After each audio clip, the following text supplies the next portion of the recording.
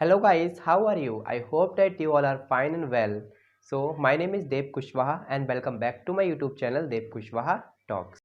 So guys इस video में हम बात करेंगे इंग्लिश स्पीकिंग से रिलेटेड। आप में से ज़्यादातर लोग जब किसी सेलिब्रिटी को या किसी और पर्सन को इंग्लिश में बातें करते हुए देखते हैं तो क्या आपके मन में भी ये विचार उठता है कि काश मैं भी इस व्यक्ति की तरह इंग्लिश स्पीकिंग कर पाता, मैं भी इसकी तरह इंग्लिश बोल पाता और दुनिया के सामने अपने शो को या फिर अपने किसी भी टैलेंट को शो कर पाता। बिकॉज आपको पता है कि आज के ज़माने में इंग्लिश बहुत ही ज़्यादा इम्पॉर्टेंट है। इंग्लिश हर किसी को आनी कंपलसरी है क्योंकि विदाउट इंग्लिश आप इस वर्ल्ड से कनेक्ट नहीं हो सकते। इंग्लिश एक अपने आप में बहुत ही इम्पॉर्टेंट भाषा है, इसलिए इंग्लिश आना बेहद ज़रूरी है। अगर आपको इंग्लिश का ई भी नहीं आता है तो इसमें टेंशन की कोई बात नहीं है, क्योंकि मैं आपको बिल्कुल जीरो लेवल से एडवांस लेवल तक इंग्लिश सिखाऊंगा। तो आज इस वीडियो में मैं आपके साथ शेयर करूंगा 5 ऐसे टिप्स जिनकी मदद से आप इंग्लिश को ईजिली बोल पाएंगे और अपनी प्रैक्टिस कर पाएंगे।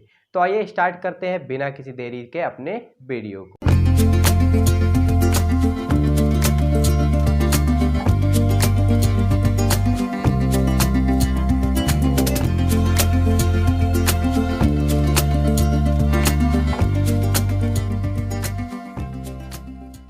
सो गाइस नंबर 1 टिप्स है थिंकिंग इन इंग्लिश। जैसा कि आप देखते हैं कि आप रोजाना कुछ ना कुछ सोचते रहते हैं, चाहे वो आप अपने डेली रूटीन के बारे में सोचना हो या अपने किसी टीचर के बारे में सोचना हो या अपने लंच के बारे में सोचना हो या अपने होमवर्क के बारे में सोचना हो या फिर अपने किसी स्कूल मेट के बारे में सोचना हो या किसी क्लासमेट के बारे में सोचना हो, आपको अपने फूड के बारे में सोचना हो या फिर आपको अपनी किसी जर्नी के बारे में सोचना हो। आप रेगुलर कुछ ना कुछ सोचते हुए रहते हैं, क्यों ना आप इसको इंग्लिश में सोचिए। आपके मन में जो भी विचार उठ रहे हैं आप उसको इंग्लिश में ट्रांसलेट कीजिए। जब भी हम किसी के सामने अपनी बात इंग्लिश में रखते हैं तो इससे पहले हम अपने माइंड में अपनी मदर लैंग्वेज में सोचते हैं, उसके बाद उसका इंग्लिश ट्रांसलेशन करते हैं एंड देन हम सामने वाले को अपनी बात बता पाते हैं। लेकिन ये अगर आप इंग्लिश में थिंकिंग करना सीख गए तो आप बहुत ही कम टाइम में अपनी बात को दूसरों के सामने इंग्लिश में रख पाएंगे, क्योंकि आप पहले से इंग्लिश में सोच रहे होंगे। इसलिए थिंकिंग इन इंग्लिश, इंग्लिश में सोचना आपके लिए कंपलसरी हो जाता है अगर आप इंग्लिश स्पीकिंग करना चाहते हैं तो। सेकेंड टिप्स है दोस्तों, read out loudly. The excitement and love towards the house of writer and his cousin make this story interesting. Although they are small boys, but they complete their wish for riding. They ride by the horse for many days without anything knowing. Murad handled the horse very perfectly. The most interesting things in this story that they return this horse to this owner, true owner without any doubt. So guys इसी तरीके से आपको भी एक book या एक magazine या एक न्यूज़पेपर ले लेना है और मेरी तरह ही आपको उसे तेज तेज पढ़ना है। लेकिन आपको ध्यान रखना है कि वो न्यूज़पेपर, वो मैगजीन, वो पैराग्राफ इंग्लिश में होना चाहिए। आप इस इंग्लिश को स्पीकिंग लाउडली जब आप तेज़ी से पढ़ेंगे तो इससे आपकी इंग्लिश स्पीकिंग प्रैक्टिस होगी, आपके माइंड में एक शेड्यूल बनेगा और साथ ही साथ आपकी टंग, आपका माउथ भी इंग्लिश स्पीकिंग के लिए तैयार हो रहा होगा। अगर आप किसी भी चीज़ को तेज़ी के साथ पढ़ेंगे तो इससे आपके ब्रेन में एक पॉजिटिव इफेक्ट जाएगा। जैसे कि आपके पास जब भी आप इंग्लिश बोलना चाहते हैं तो 2 ऑप्शन होते हैं, क्या बोले और कैसे बोले। लेकिन यहाँ पर आपको पता है कि क्या बोलना है, जो आपके पास बुक है उसमें जो लिखा हुआ है आपको उसको बोलना है। सेकंड, कैसे बोले, तो आपको उसको लाउडली बोलना है। लाउडली बोलने से आपके माइंड में एक पॉजिटिव इफेक्ट जाएगा कि हाँ आप इंग्लिश सीख रहे हैं और आपका माइंड उस इंग्लिश को प्रॉपरली सीखेगा। क्योंकि जब आप किसी भी चीज़ को लाउडली पढ़ते हैं तो आपका माइंड उसको स्कैन करता है और आज से आपको अच्छी इंग्लिश बोलने में हेल्प मिलेगी। आपके कान उसको सुनेंगे, आपकी आइज़ भी उसको देख रही हैं और आपका मुंह भी लगातार उस इंग्लिश को बोल रहा है। इससे आप एक अच्छी इंग्लिश बोल पाएंगे कुछ ही दिनों। गाइस थर्ड टॉपिक की बात करते हैं, वो है जैम। जी हाँ दोस्तों, ये जैम आपको सिखाएगा इंग्लिश स्पीकिंग करना बहुत ही कम दिनों में। मैं इस जैम की बात नहीं कर रहा हूँ, मैं बात कर रहा हूँ जैम की, जस्ट अ मिनट। ये जस्ट अ मिनट क्या है दोस्तों, आप किसी टॉपिक को सोचेंगे, आंखें बंद करेंगे, अपने मोबाइल की रिकॉर्डिंग ऑन करेंगे और उसके बारे में जो भी आप सोच पाते हैं उसको 1 मिनट तक बिना रुके लगातार इंग्लिश में बोलते रहिए। तो इससे होगा क्या कि आपके माइंड में एक पॉजिटिव इफेक्ट जाएगा, आप किसी चीज़ को, क्योंकि आप उस चीज़ के बारे में जानते नहीं हैं, आपने उसको जस्ट अब ये भी सोचा है और उसके बारे में बोल रहे हैं, तो आपके माइंड से इंग्लिश के नए-नए वर्ड्स निकलेंगे, आपसे नई-नई गलतियाँ होंगी। आप उन गलतियों पर कोई ध्यान नहीं दीजिए, बल्कि अपने बोलते रहिए। आपकी मोबाइल की रिकॉर्डिंग ऑन है, जो कि आपको आपकी आवाज़ को रिकॉर्ड करेगी। तो इससे होगा क्या कि जब आप दोबारा अपने मोबाइल की रिकॉर्डिंग सुनेंगे, तब आप समझ पाएँगे कि हाँ, मैंने इस चीज़ को बोलने में क्या-क्या गलतियाँ की थी।